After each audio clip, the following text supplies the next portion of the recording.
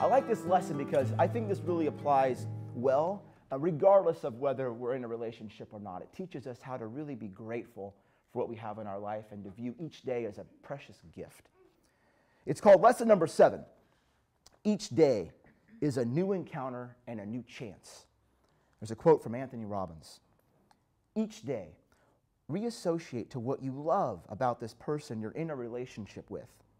Reinforce your feelings of connection and renew your feelings of intimacy and attraction by consistently asking this question: how did I get so lucky to have you in my life?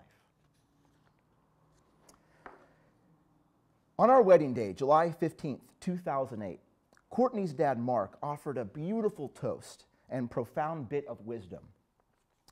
Mark explained that in Japanese folklore, every person on earth would have an encounter with the person they were intended to be with for life. In that one encounter, if one person took the chance and had the courage to approach the other, they would remain together for the rest of their lives. Mark toasted Courtney and me and told all our family and friends that in our one encounter, we had both mutually taken the chance and found true and lasting love. I've always been a bit of a romantic. In high school, I played Romeo in Shakespeare's classic play, Romeo and Juliet. I remember being deeply struck by the notion that two people could be star-crossed lovers. In Victorian times, it was believed that everyone on earth had a star in the sky, and that if two people's stars crossed, the next time they made eye contact, they would immediately fall in love and forever be star-crossed lovers. I sincerely believed that Courtney and I were star-crossed lovers. And I also believed in Mark's prediction for our lifetime of lasting love. As far as I was concerned, our stars had crossed, our one encounter and one chance had taken place, and I could now sit back, relax, and put the relationship on autopilot mode. I could enjoy being married to the most beautiful woman in the world. That did not work out like I had planned.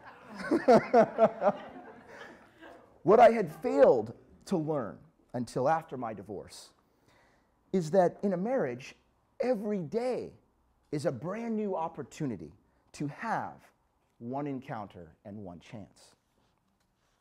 Lesson 7, action steps. Are you grateful for each day you have with your wife or your boyfriend or your girlfriend or your family? Are you grateful? Now, take a moment and recall the first time you saw your wife or your husband or your boyfriend or girlfriend. Do you remember how excited you were when you first saw them?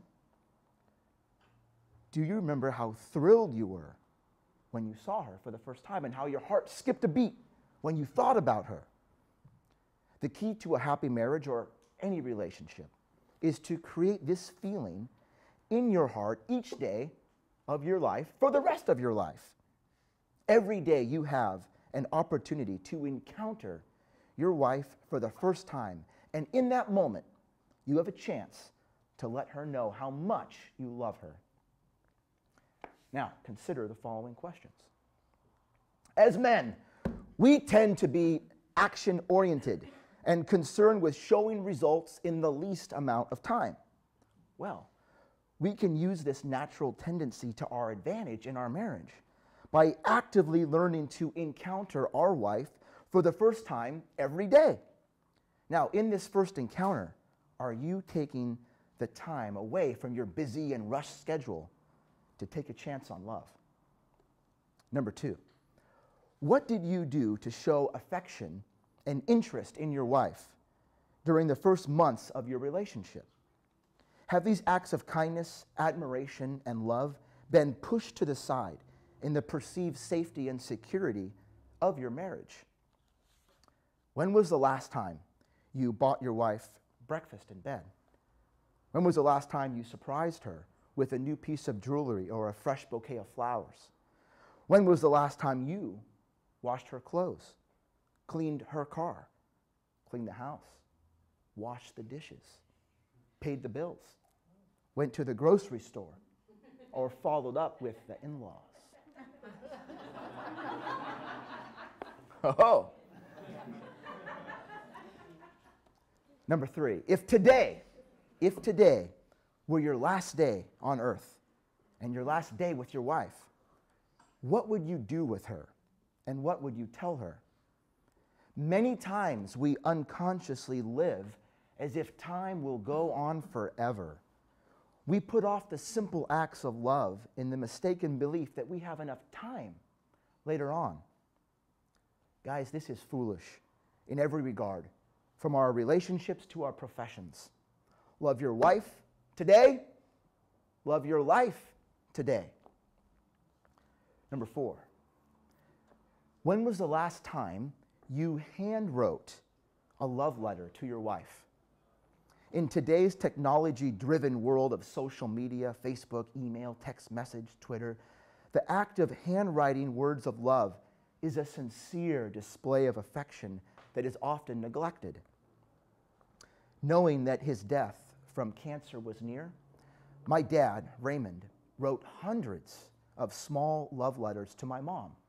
Some as simple as, "Julie, I'm watching over you and sending you love from heaven." He folded and hid these letters in places he knew he would find them after he had passed away. I remember even 1 year after my dad's death, my mom called me crying because she'd found another one of my dad's hidden love letters. That's what true love is really all about. Take the time today to handwrite a love letter to your wife and give it to her before you leave the house. Put another small love letter in a hidden place that you know she'll find during the course of her day. We have no assurance of tomorrow. Every day, have courage and encounter your wife for the first time.